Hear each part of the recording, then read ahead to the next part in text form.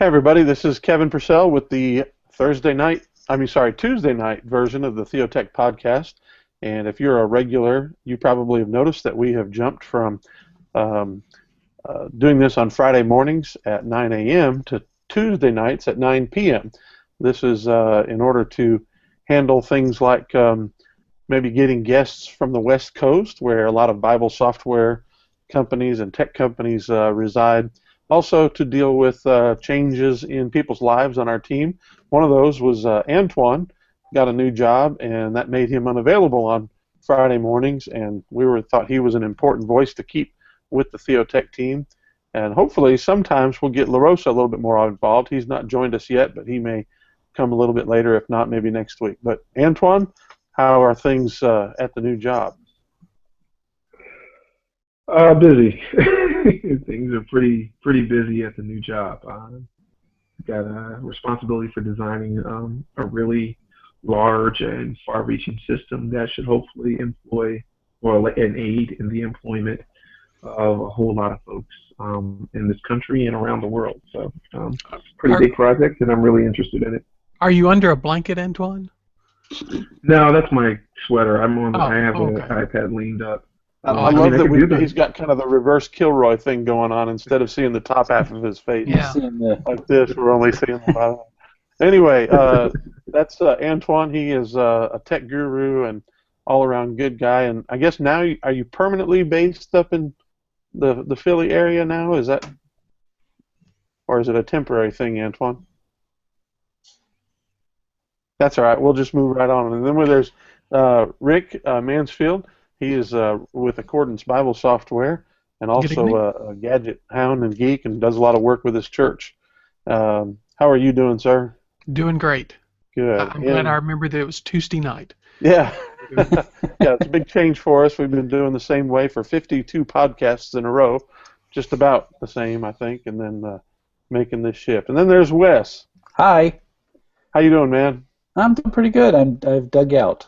Yeah. So we're here. I don't know how this going on Tuesday nights will change the way we do things, but what we wanted to talk to you tonight, at the very end of our show, we've got some recommendations. I've got a cool gadget that I want to show you, something that I really love, that I think is pretty awesome, and it makes me enjoy my phone on the road. That's all I'll tell you.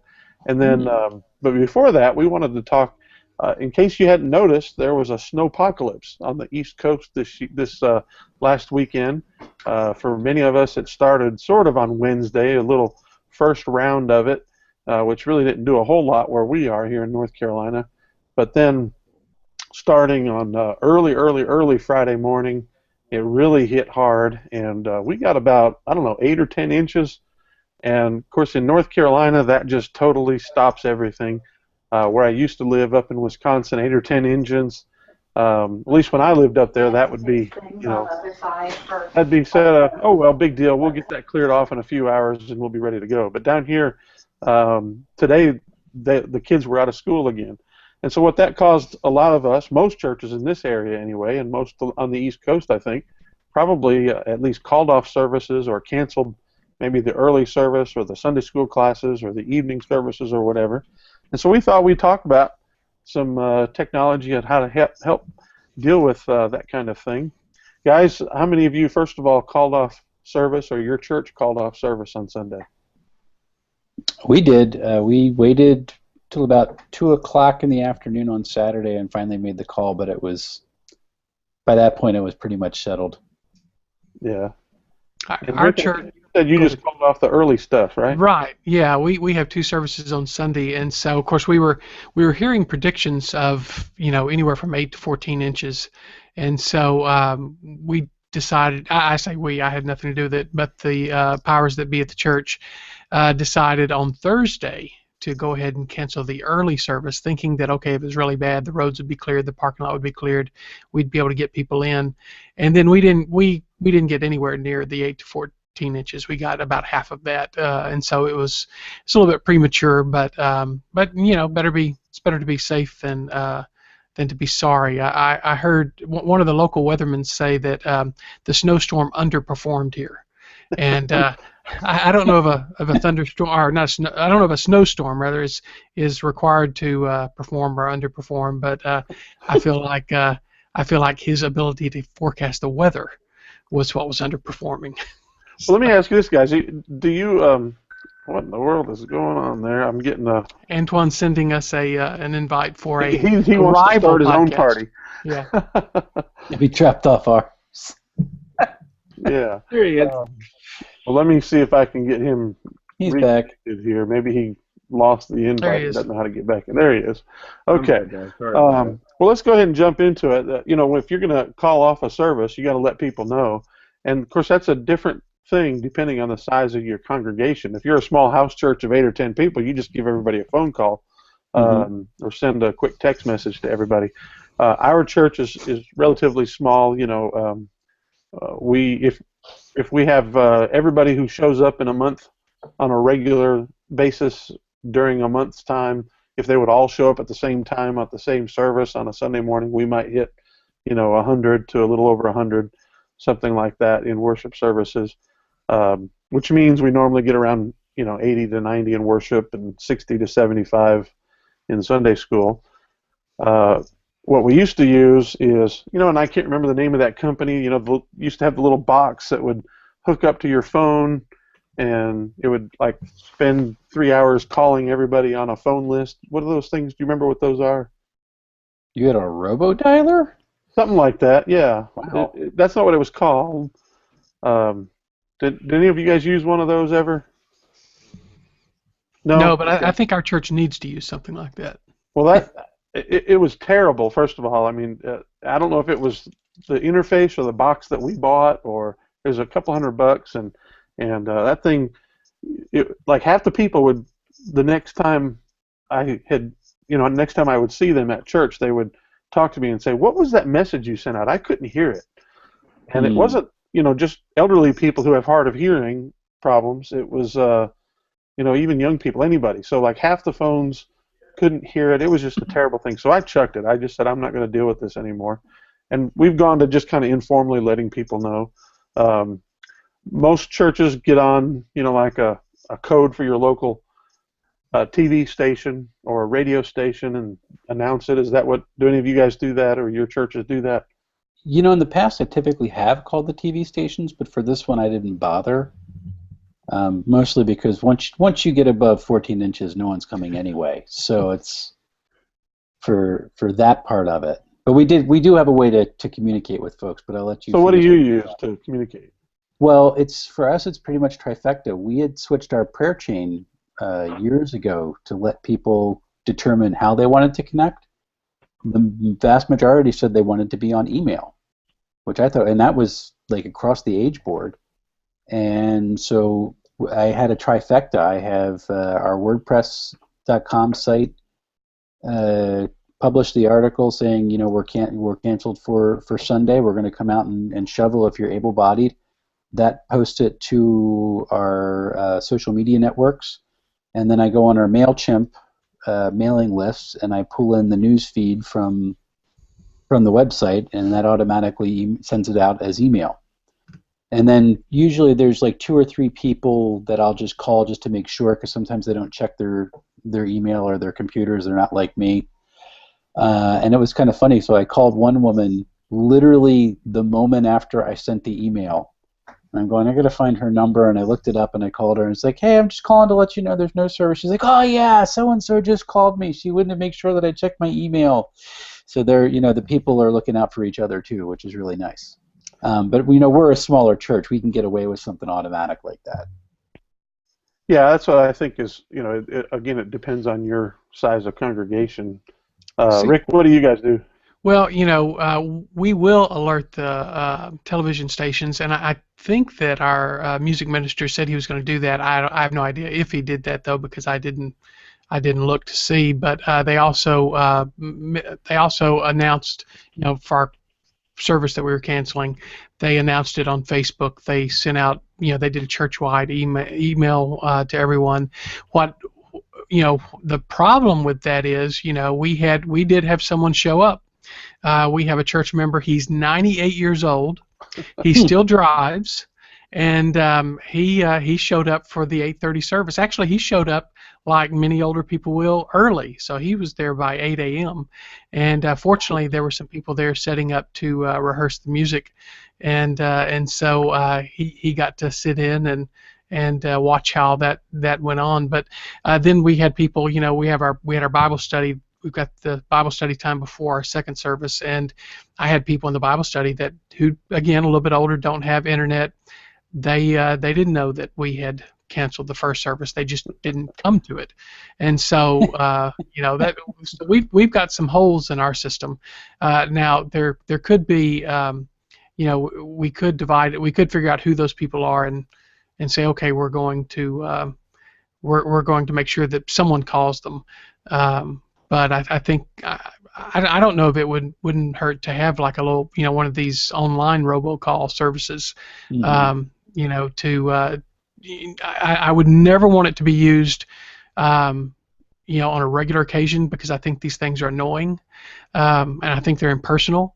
In fact, if you look up on the internet, if you look up robocall and church, you find this article, one post after another, about this church that called up people in the local area and said they were going to hell unless they joined their church.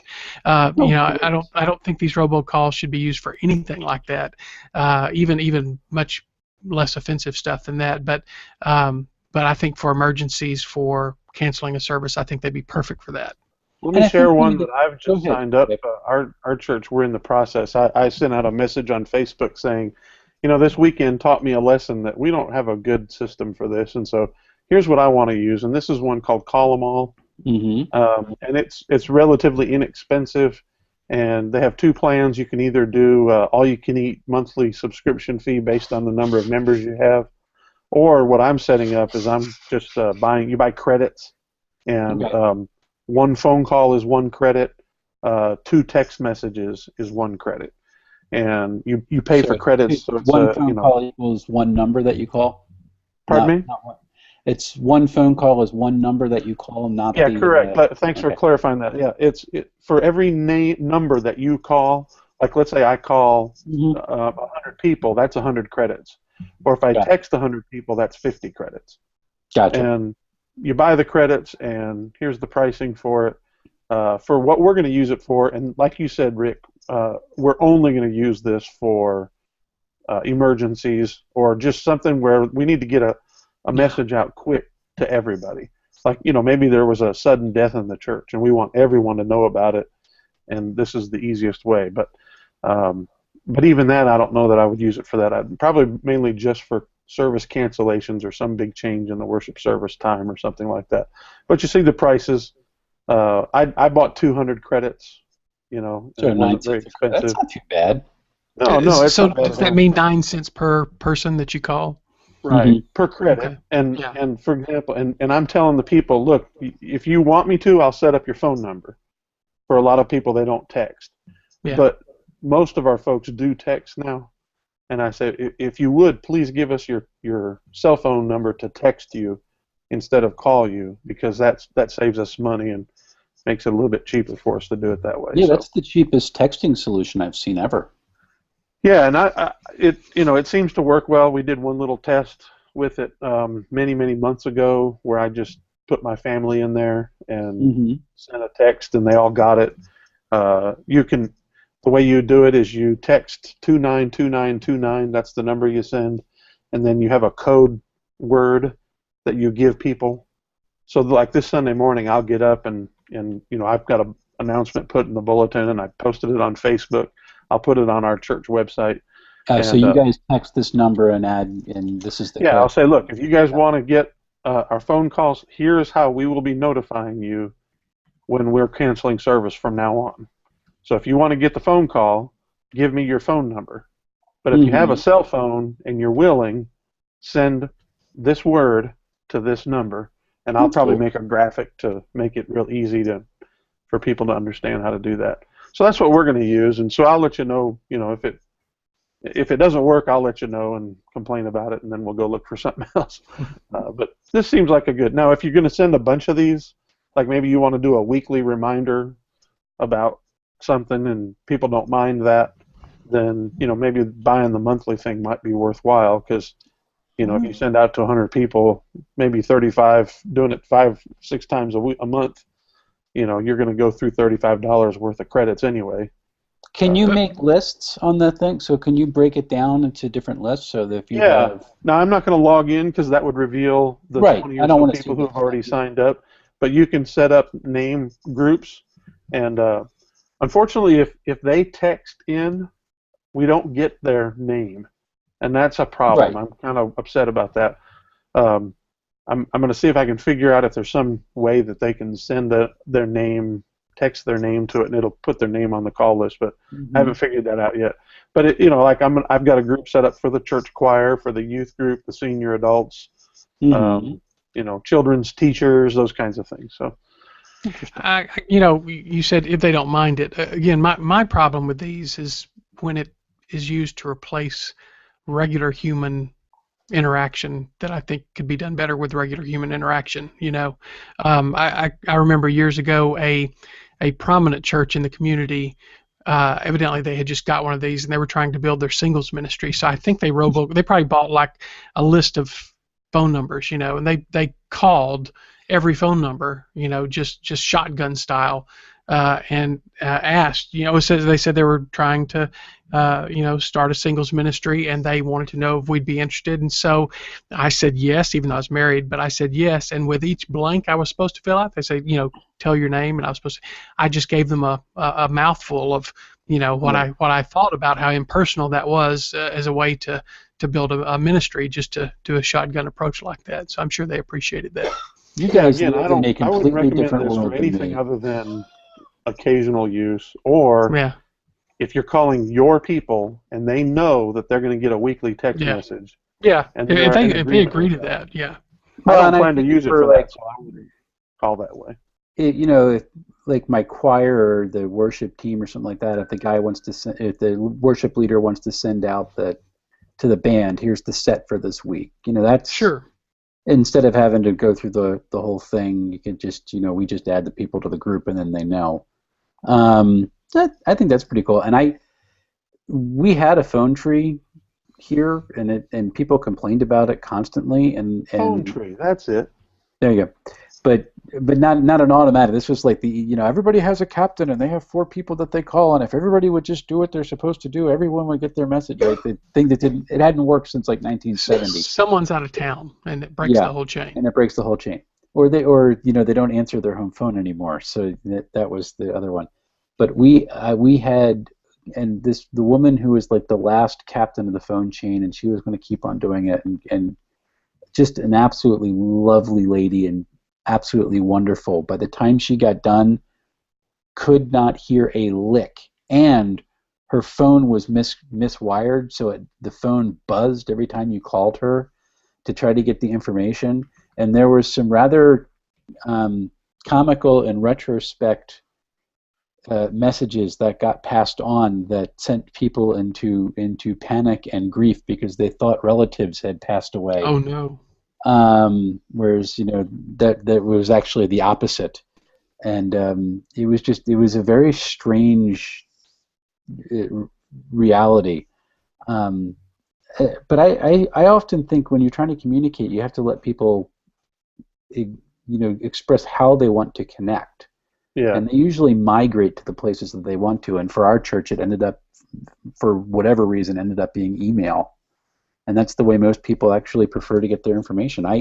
We have a MailChimp list, and when I send it out, my average, I think, is about 60% for people who open up the MailChimp messages. That's really good. Which is really good. Yeah. And it's only like 50 people big, but that's pretty big. And they migrated that way on their own.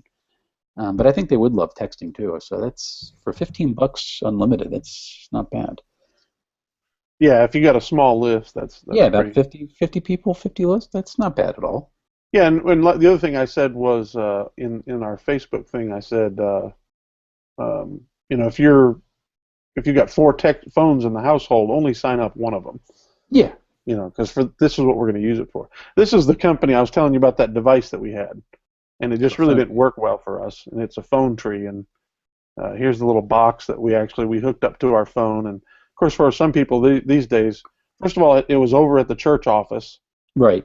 and I got annoyed with that, and so I brought it to the house because if I'm gonna be canceling service, I'm probably gonna be doing it from home instead of the church, and it was a pain. I didn't like it, but they also have text messaging service, so that's another option if you want to look at it.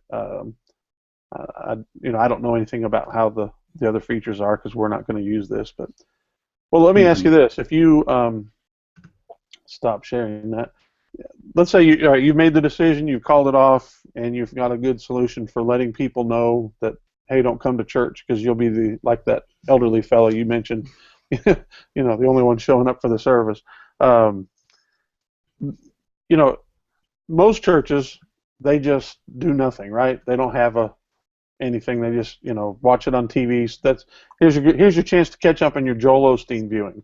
I'm kidding, by the way. I don't recommend Joel Osteen ever. But So Wes, you canceled service. Yes. Did you do anything to make something, an alternative available to your people, or did you just say enjoy the time home? We shoveled. You shoveled. Now why did you bother shoveling if you're not having the service? Well, we still have to clear the lot. And that's our job, and we didn't know if the Brazilian congregation was going to be meeting at night, so we wanted to clear it off for them. Oh, okay. I see and what you're saying. It's a chance for people to get together and do some service. So we had about 5 or 6 people from the English-speaking congregation, and I think I had another 7 show up from the Brazilian congregation, and we had the thing cut out pretty quick, just about an hour. Okay. Even with all that snow, so that was pretty cool. But I know that you have a lot of people. It's like, well, I'll do the sermon online and we'll stream it and people can worship that way. But for me, worship's so incarnational that I just don't like that idea, and so that's just not something that I tend to pursue. Plus, Okay. if you've already prepared that sermon, it's ready for the next week. No, I'm actually going to put the text I was up. teasing you. And I know, but I've had a couple people going, "Hey, you can just save that for next week." I'm like, no, that doesn't. No. That's what I'm doing. I mean, honestly, that's where I'm going through the book of Romans, and so I just. Well, you have to. I'm in a kind of a series right now of doing verses, like this person versus this person, and I've already missed one because we hosted a neutral pulpit, so I don't want to miss another one. So I'm gonna put the text online for the sermon. Well, that's what I'm saying is I'm not going to miss Yeah. it. I'm just going to take that sermon that I would have preached Sunday morning, and I'll do it for the next service. Right. Yeah. So, now, Rick, you said you had your afternoon your late morning service anyway, but has your church ever done anything like that where you stream it online or the pastor uploads a video or something like that? Would you ever? No. I don't know, and again, I don't make those decisions at my church. We're here in Kentucky. We get snow. Last year we had a lot of snow, but we also have pretty good plows. And we tell people, do not try to come if it's going to be dangerous. But that that would be an interesting thing to try to stream. I'd certainly be open to that, but. I don't know. Like I said, we still have people without internet. So. Right. Well, I thought about it, and then I just decided, nah, I'm not gonna bother doing that. Antoine, you're dropping on and off. Before you drop off again, give us your opinion. What do you think about streaming the message? I literally just dropped off again and came back on. It's great. I think you should. Please do stream your message. Keep the cadence of the message going. At the very least, offer an online space. If you're already posting your messages or posting your outline, why not continue to do that? Keep that cadence going. You don't necessarily have to invoke people to show up at 11:35 when you would usually start the sermon, and 2 minutes before that making sure that they touch the online offering basket too, or anything of that sort. But if that cadence is there, the technology is here. Go ahead and make use of it. Or at the very worst, Life.Church is always broadcasting services online. Olstein and everybody else is broadcasting stuff online. Make them explore. Turn it into a homework assignment. See what other people are doing to connect with their communities. on a snow day or crazy weather day. It's Of course, it and it, it to do so. Antoine, you realize that most pastors across this nation, anyway, don't want people to realize that there are other options, especially online, that they can sit in and listen to on any given Sunday. I do realize that, and it's probably a conversation for another time. I don't want to dive into that now, but it makes no sense for a body not to understand what the body's doing. The right hand doesn't necessarily have to know what the left hand is doing, but that's a good opportunity to see what the rest of the body's doing. Wes gave a good example with his congregation and the Brazilian congregation, English-speaking congregation coming together to shovel snow. My best friend and his congregation, they have a few groups that use the facility, and they all came together to shovel snow. It's not to say you have to do it all the time, but take advantage of a disaster to be an opportunity to come together. I mean, we only have a few times in our Christian lives to answer Jesus' prayer in John 17, and that would just be one of them. Yeah, here's what I would do if I was doing it. I would just fire up, a Google Hangouts just like this and, preach it into the camera. I would do it much shorter because I don't think the attention span for listening to just one person for 30 minutes on a broadcast like this would go as well.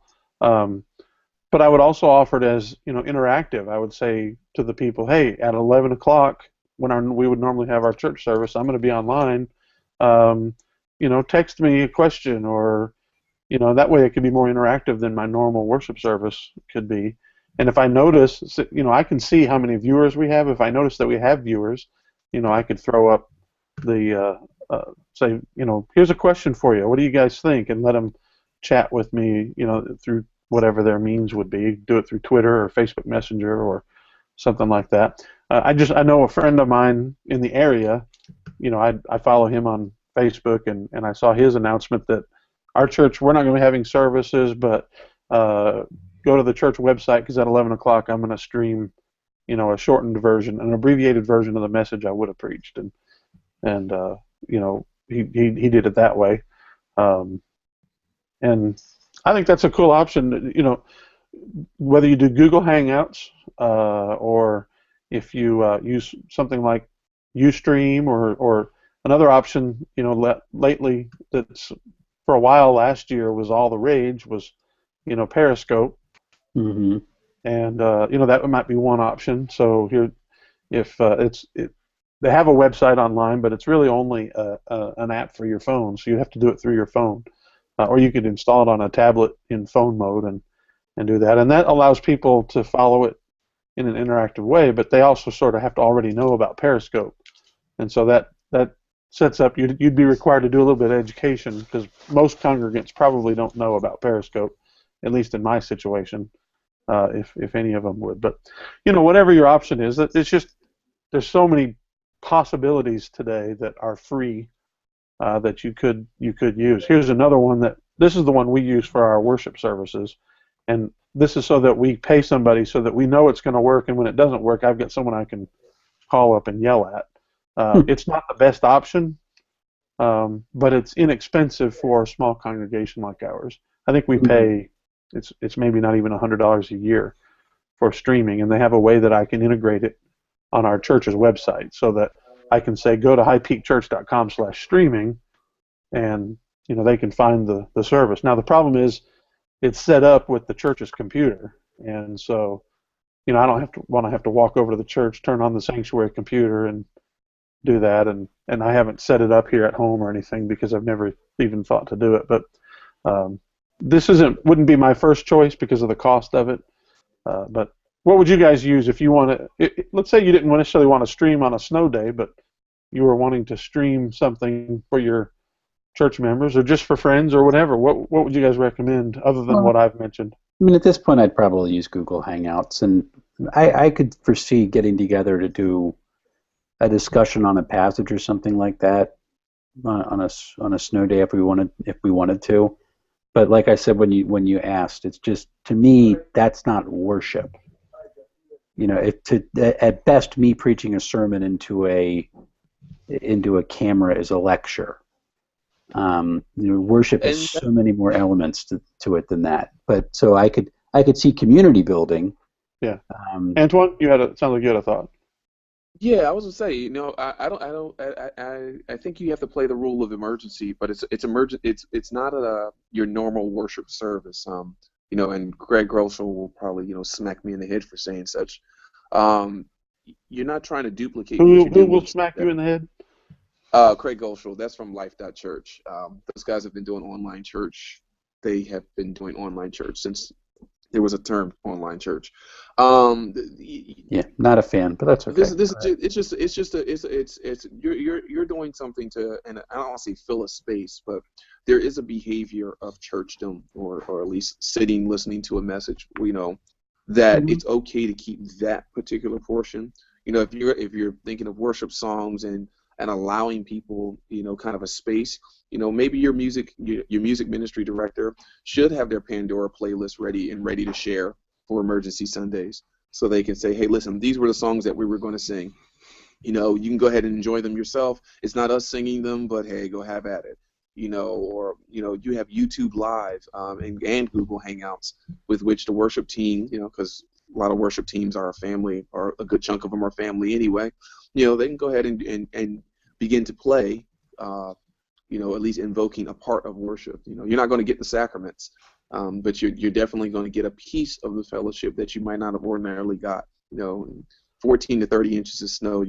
I don't think people's expectation is going to be to have worship, but it will be, wow, our church made an effort to keep us connected to parts that matter, and I think that would be appreciated.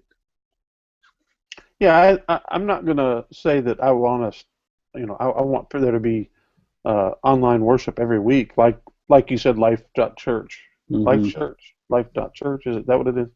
Anyway, if you've downloaded, quote, the Bible app on your Android, they're the same church that does it. I said company, and that might have been a Freudian slip, but anyway, I'm not 100% behind all that, although that's one option, and who knows. But again, this isn't the best option for Sunday morning worship on a snow day. The best option is everyone just put on your snowshoes and walk to church, right? But no one's going to do that, and so some might. I could. I'm right next door. Right. But it's a backup that allows there to be something instead of the guy saying, I'm just going to turn on, the TV, and it's a little bit more personal because it's your pastor doing it. And like I said, if you wanted to make it interactive, if I send a text message to Charles Stanley on Sunday morning about his message, he's not answering that, and going to say anything. First of all, his TV show was recorded last week. If it was done recently, sometimes they throw up stuff that's way out of date. But so again, it's just an option, and these are some strategies, some possible solutions for it. Here's another idea I just thought of. Since usually we have some kind of warning that something like this is going to happen. When a storm is coming. If you're the pastor, you could take your message and you could rework it into more of like a Bible study with some question and answer, that kind of thing. Send it out and say, in your home with your families, or go get your neighbors, or, and come together and have a Bible study over this, because I think sometimes, whether we teach a class or whether we preach a sermon, sometimes a little bit of ego gets involved, and we think, oh my goodness, they can't miss my message, and we should never want to communicate it because of that. But there's some other things that can be done as well. It may be that little private time of group worship is very edifying. I can remember years ago when I was a college student at an Easter service, the church that I was going to decided, instead of having the regular 2 services, to have only 1 service, because they heard everybody was going out of town. Well, everybody was probably a small number, because it's seemingly everybody came to church that day, and there weren't enough seats. And so I took a group over to another building, and we had a Bible study right there and talked about Easter themes and resurrection and so forth. And the pastor thanked me later for doing that, but it was very meaningful to that very small group to be able to do that. Yeah, I think that's but your strategy of sending out Yeah. an adapted form of your message is a great one. All right, so let's say you got, you're going to do whatever you're going to do about the worship service. Just let them go on their own and figure something out, or adapt it, which I think that might be the best one we've heard yet, or throw up an online video or interactive whatever. There's one issue that, for a lot of churches, this isn't going to be a huge problem. But for some churches, this might be the difference between keeping the doors open or keeping the pastor or staff paid, and that is you're losing a week of giving. And, for every $100 that you would have brought in on that week, you might get 20 of it, with people making up their giving. Most people are just going to count that as here's a chance to give, to skip a week of tithing. Am I right about that, or am I being too cynical? I don't think you're being completely cynical, because I think it's a reality that, I've seen this in churches so many times, both as a staff member and when I've, just as a member. If you have even if the service isn't called off, even if the weather's bad and you don't have as many people show up, you end up with a low giving day, and and if everyone is a conscientious, joyfully giving believer, everyone would just bring that same amount next week, and if they were planning to give next week, they would have, it would all even out. But that never happens. Mm-hmm. I mean, that just absolutely never happens. And you're right. For some churches that really struggle, that could be very difficult. Well, we've talked about a solution for this in the past already. In fact, Antoine was the one who brought the company I'm going to mention first to our attention. Antoine, why don't you tell us? You probably already know what I'm talking about, don't you? You're muted there. I'm muted. Actually, the company's name just slipped my mind. Givelify, is that what are you thinking? Givelify. There it was. That's one of the companies that does mobile giving. There's several now. I'd almost be as far to say that in 2016, if your church isn't doing or supporting online giving in some way, shape, or form, you are definitely living in the Stone Age. It's almost necessary, All right, so how does this work? This is app driven, so you need to download the app for your Android or iPhone device. Works on tablets or phone. You'll basically set up a profile, attach that to currently debit card, credit card, or checking savings account, and you would do your gift basically by identifying your church on a map. Or searching for your church if it's already in the directory, which it probably is. If it's fairly, I won't say fairly notable, but even the smallest churches tend to appear there. And within about a week to 10 days of you saying I'm giving them this money, they send the check to that church for the amount minus I forgot, was it 30 cents or 3%? I can't remember what it was. Whatever that processing fee was for your gift. A solution, not always the best solution. There's some definite qualms about that. We've talked about that before, but that was the first one that we definitely talked about. In terms of a means of online giving, an e-commerce system that you don't necessarily have to have somebody in the back knowing how to manage.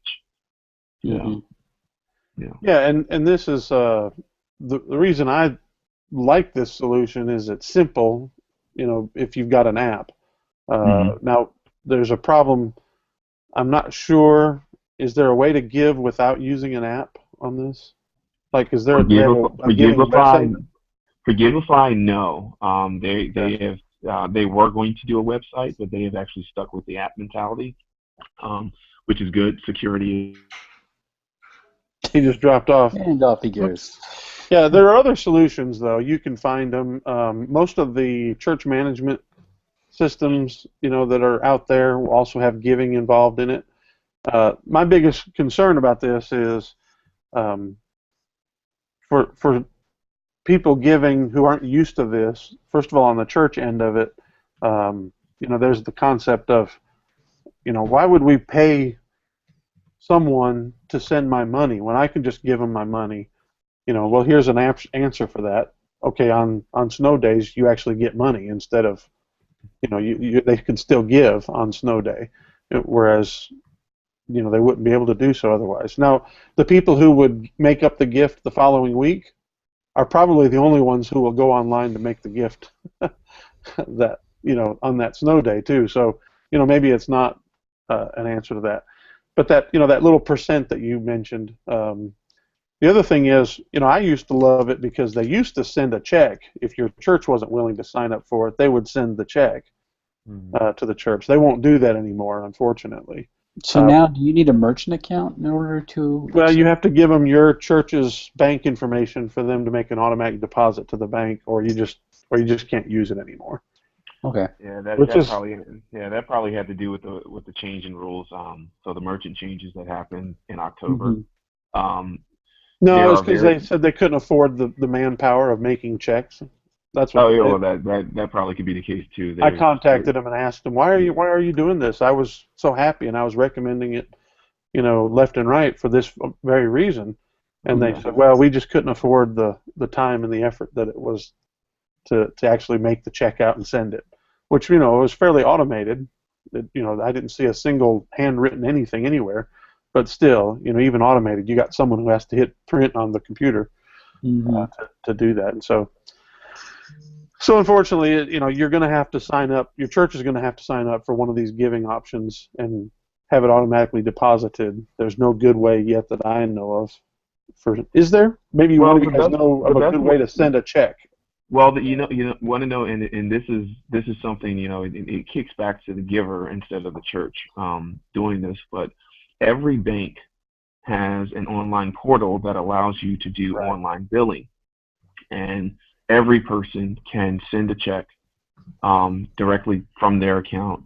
Their bank will probably not charge them more than the 2 cents that it takes to make the stamp, if you will, to send this, if charging them at all, to go ahead and go on online banking and send that check out to your church.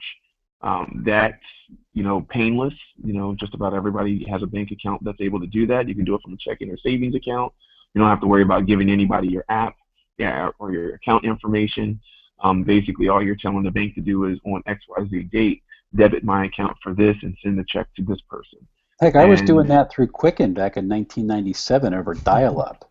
Yeah, I mean that's kind of the easy. I say the easy peasy way of doing things. It does require folks to go into their online account and to set that up.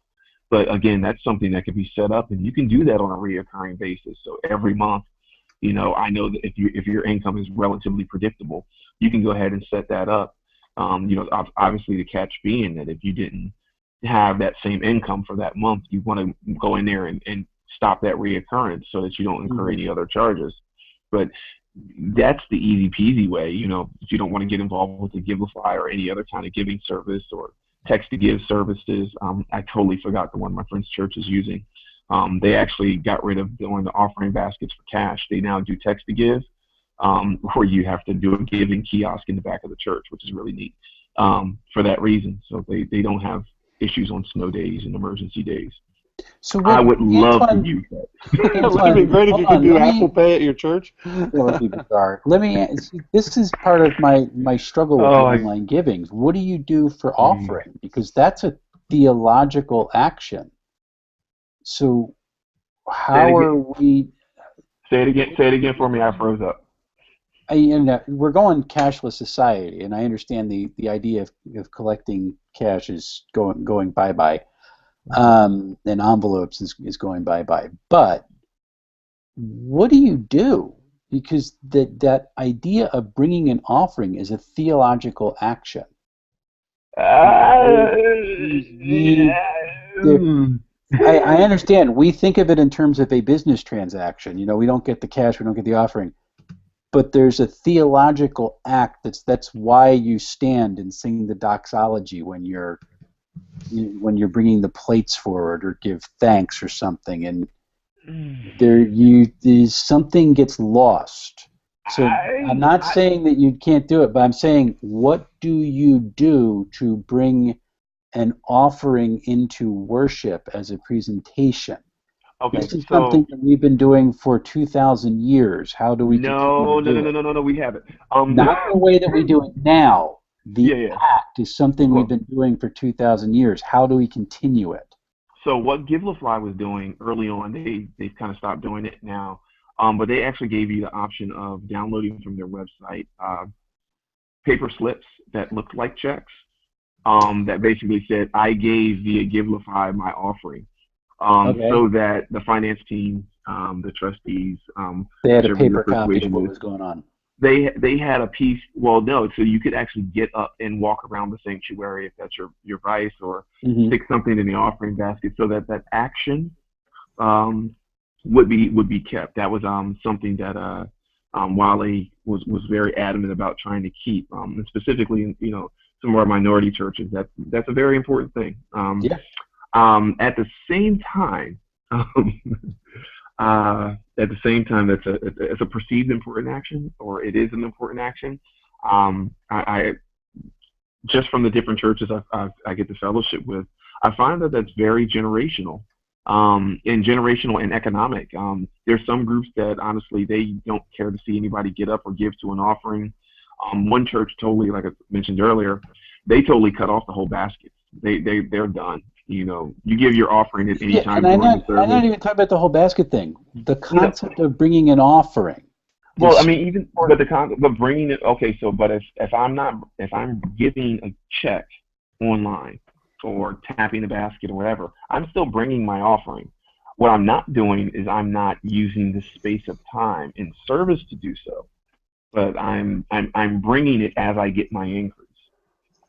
Yeah, Wes, I think you're caught up in the tradition of it. I don't see anywhere. Where in Scripture does it tell me that you have to, in worship service, make a financial offering?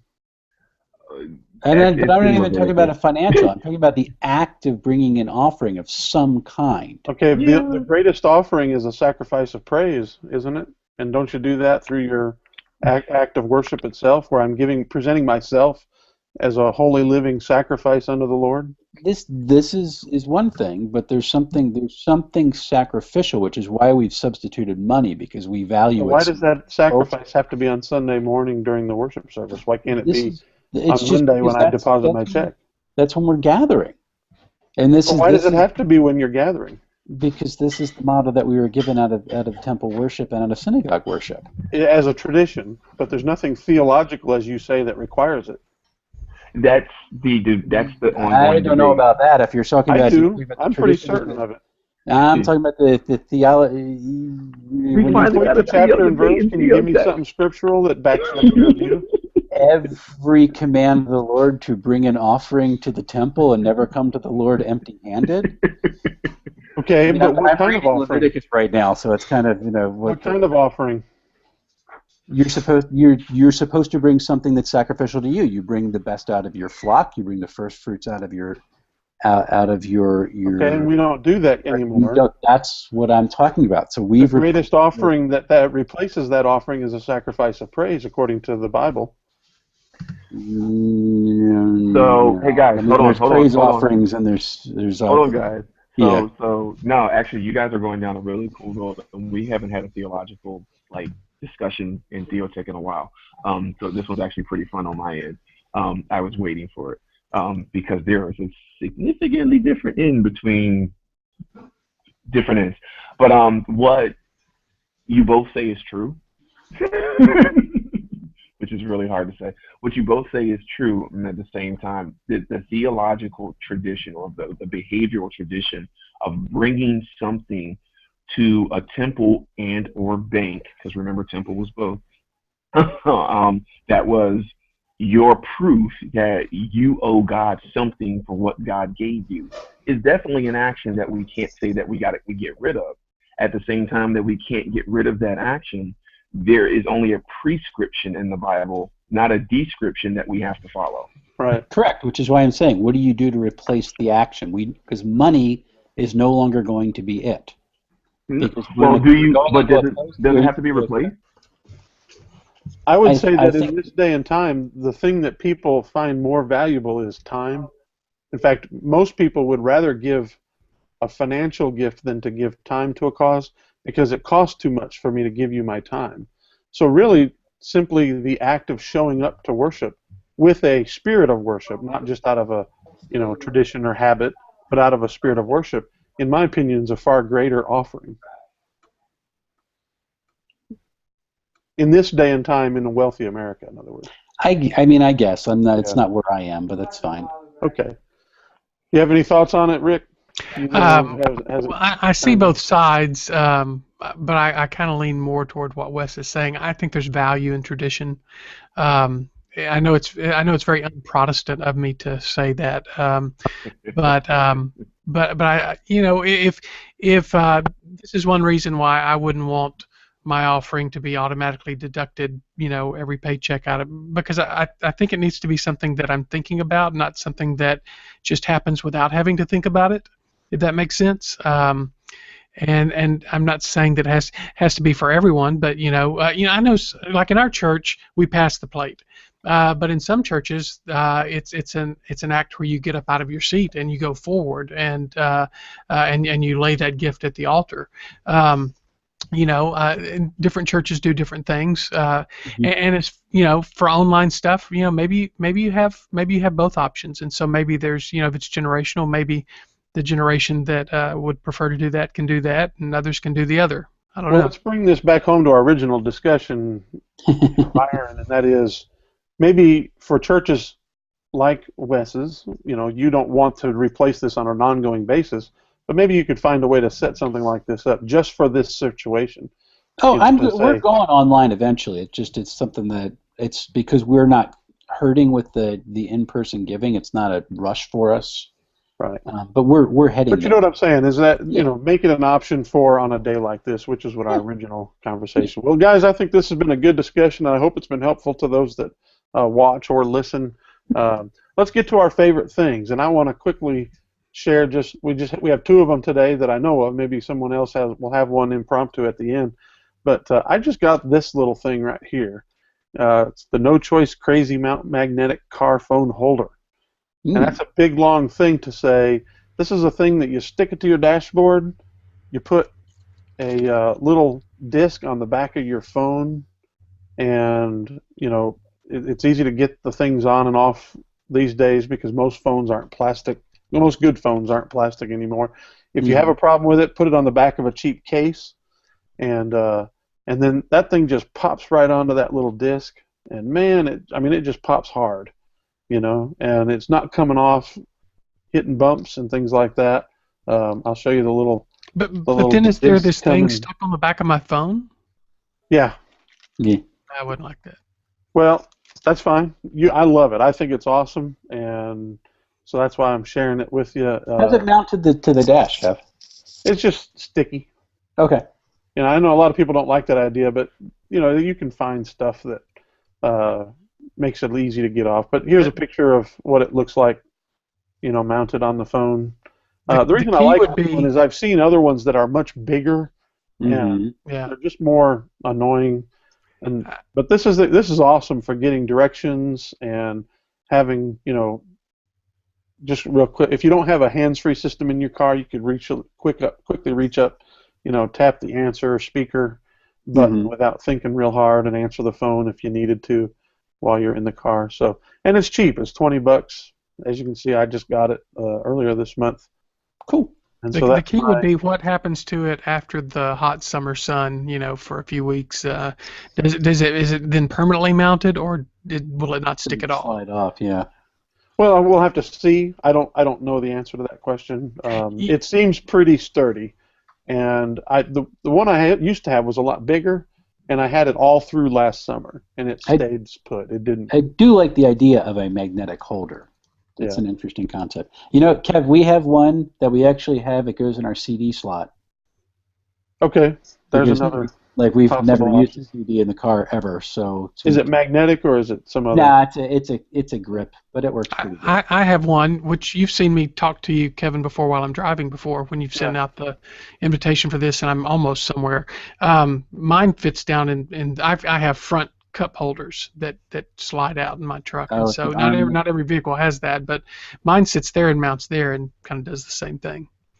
All right, let's jump to the next one. This is from Wes. I think it's from Wes. The 8 a.m. timeline. Tell us about this? Why is this one of your favorite things this week? This thing's awesome. Well, I think I've mentioned on here I'm in the middle of writing a novel right now, and this basically allows you to create a timeline for your backstory or for anything that you're creating. So as you're doing your world building, you can go through and track where your characters are popping up and go back thousands of years in the background. But I had assignments in seminary where I was doing timelines of like the early church and stuff, and if I would have had this, it would have taken me 5 minutes.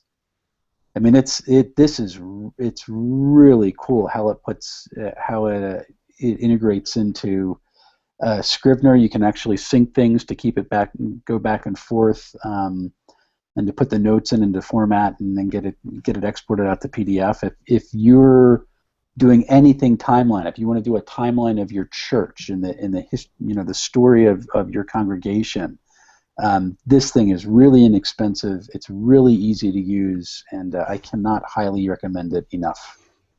Inexpensive. Whew. Well, I got it for $20. It was on sale, or $30. It was on sale. Okay, I was going to say that doesn't look inexpensive for a tool. Listen, no, it's for what it does and how well it does it. $40 is, and especially if you're doing any kind of writing, if you're doing any type of history, if you're doing any type of fiction writing where you need to create a world, $40, it's a lifesaver. All right, cool. Yeah, it's amazing. So, and timeline, that's at scribblecode.com, as you can see, and we'll try to put that.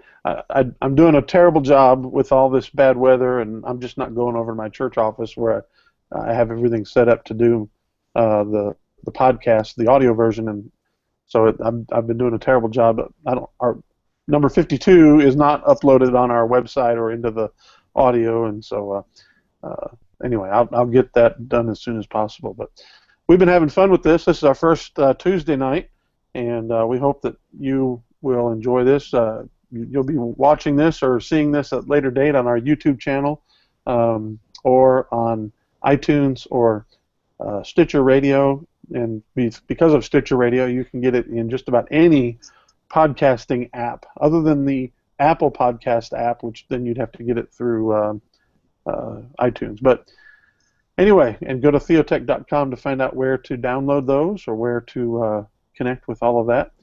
And guys, thanks for doing this, and I hope you've enjoyed it. I've enjoyed it. It's been good to talk. And good night. What's up, guys? Good night. See you next week.